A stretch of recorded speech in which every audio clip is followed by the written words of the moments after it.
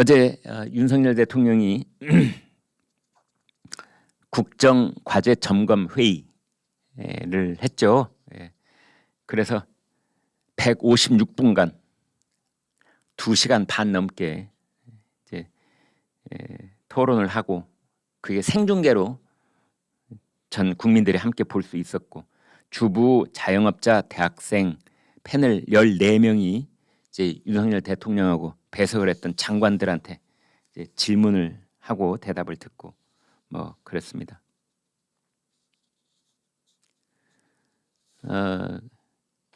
윤석열 대통령이 그런 말을 했습니다.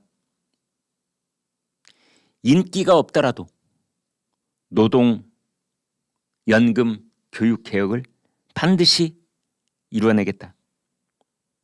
아마 이런 말에 저희 시청자들께서 많은 분들이 박수를 쳤을 겁니다. 그래, 그것이 우리가 기다렸던 대통령의 모습이다.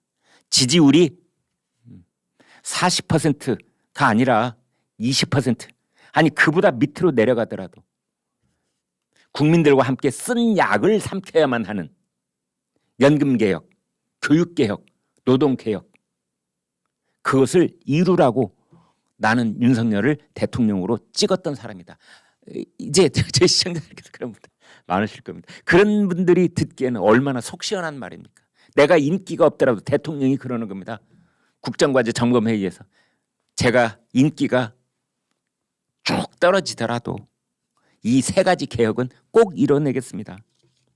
노동개혁 이거 완성하지 못하면 우리나라 정치도 경제도 다 망해서 삼류로 가버립니다. 핵심을 찌르는 말입니다. 그중에서 노동개혁 이거 반드시 해야 된다. 반드시 해야 된다.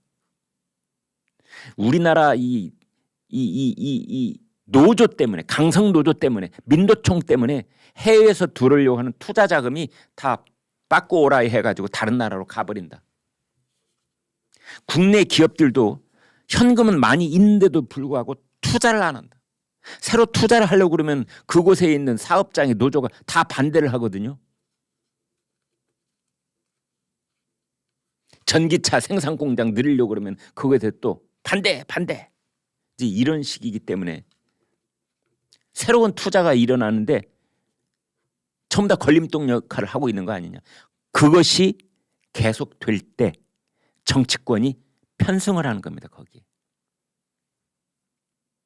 그래서 윤석열 대통령이 노동개혁을 못하면, 그러니까 어떻게 보면 노조개혁을 못하면 정치도 망하고 경제도 망한다라는 말을 하는 겁니다.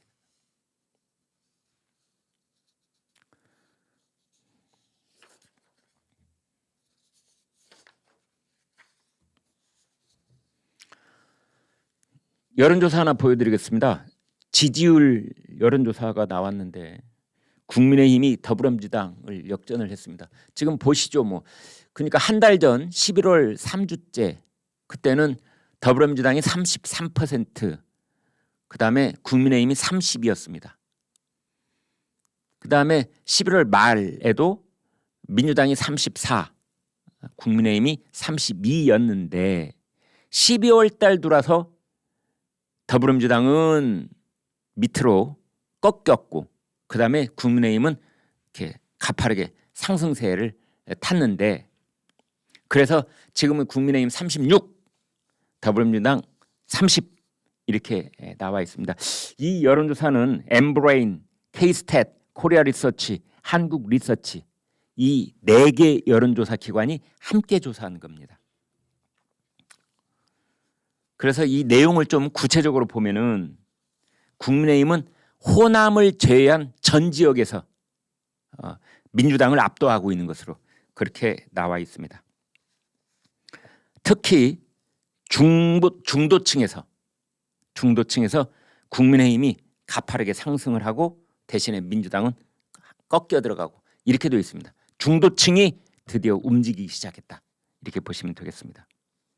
그래서 왜 이렇게 국민의힘이 지지율이 높아지고 있을까? 내용을 봤더니 하나는 윤석열 대통령의 결단력, 단호함, 그게 탄력을 받아서 지지율이 올라가고 있고 대통령도 올라가고 국민의힘도 올라가고 또 하나는 더불어민주당이 스스로 깎아먹는 부분이 있는데 예산안도 단독 처리하려고 그러고 그다음에 정부가 하려고 하는 일에 다 발목을 잡고 뭐든 민주당 혼자 자기 입맛대로 다 하려고 하고 야당 독재, 그것에 국민들이 드디어 넌덜머리를 내고 있는 것이 아닌가, 그런 분석이 나와 있습니다.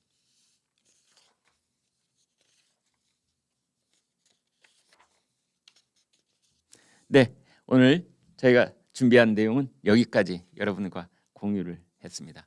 아무튼 전체적으로 본다면은 이제 대장동 사태, 아까도 말씀드렸다시피 이제 문 하나만 열면 거기에 윗분 그분이 계실 것 같습니다.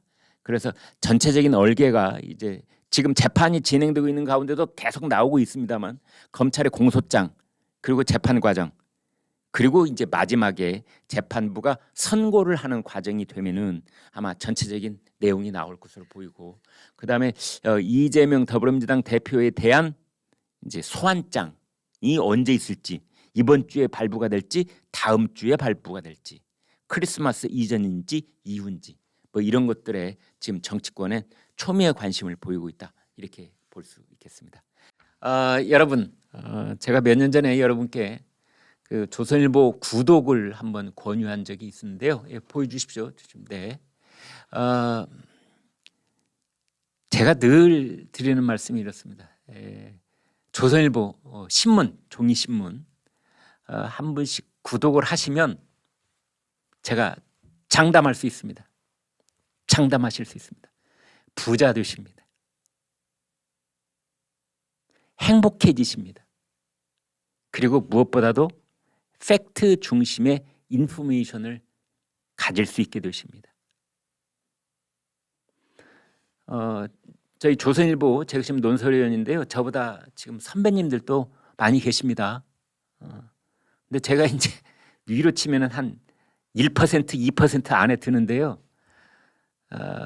횟수로 치니까 37년, 38년 이 조선일보의 기자로 논설위원으로 일하고 있습니다. 근데 다른 건 다 몰라라. 저희가 어떻게 신문을 만드는가는 여러분께 제 얼굴과 이름을 걸고 분명하게 말씀드릴 수가 있습니다. 300명쯤 되는 기자들이, 어떻게 보면 제 입으로 이렇게 말씀드려서 민망합니다만 우리 사회에서 꽤 엘리트 쪽에 속한다는 그 젊은 시절부터 정말 24시간 혼신을 다해서 취재하고 문장을 가다듬고 균형을 잡으려고 애를 쓰고 불편부당하려고 하고 그렇게 해서 만들어서 새벽 5시에 여러분 집 앞에 갖다 배달하는 신문이 조선일보입니다. 조선일보가 머릿속에 가지고 있는 건 단 하나밖에 없습니다. 팩트가 신성한 것이다. 팩트가 신성한 것이다. 여러분 조선닷컴 이렇게 보면은 맨 첫 화면에 팩트 퍼스트, 팩트가 첫째다. 보수파냐 진보파냐 대통령이냐 뭐 야당이냐 누구냐 윤석열이냐 이재명이냐 이게 우리의 퍼스트가 아닌 겁니다. 팩트, 팩트, 팩트에 목숨을 건다. 팩트는 신성하다. 팩트는 하나님이다. 팩트는 부처님이다. 그 손톱만한 팩트 하나를 얻기 위해서 저 우리 신참 기자들은 몇 밤을 새우기도 합니다. 그렇게 해서 노력해내는 그 신문이 조선일보이고 우리나라에서 영향력 1등, 이런 말씀을 또 제가 좀 민망합니다. 사실이니까, 이것도 팩트니까. 우리나라 영향력 1등, 그 다음에 우리 오피니언 리더들한테 조사를 하면은 명품 신문 1등, 발행 부수 1등, 구독자 수 1등. 밤새 취재를 하고 문장을 본인이 보고 데스크가 보고 국장이 보고 차장이 보고 부장이 보고 이런 과정 속에서 신문을 만들어서 30면 내 신문을 집 앞에 딱 배달해 주는데 이게 1,000원입니다. 1,000원. 1,000원. 이 세상에서 가장 가성비 높은 물건이 있다면 새벽 5시에 여러분 집 앞에 놓이는 1,000원짜리 조선일보일 겁니다. 지금 제가 번호 보여드리고 있는데요. 1577-8585 입에도 딱 올라붙습니다. 1577-8585 일로 전화를 거셔서 구독 신청을 하신 다음에 조선일보 유튜브 김광일 쇼 보고 구독하게 됐다 이렇게 해주시면 저희 11시 쇼 이 제작진들이 큰 칭찬을 받을 수가 있습니다. 네, 여러분 부탁드리겠습니다.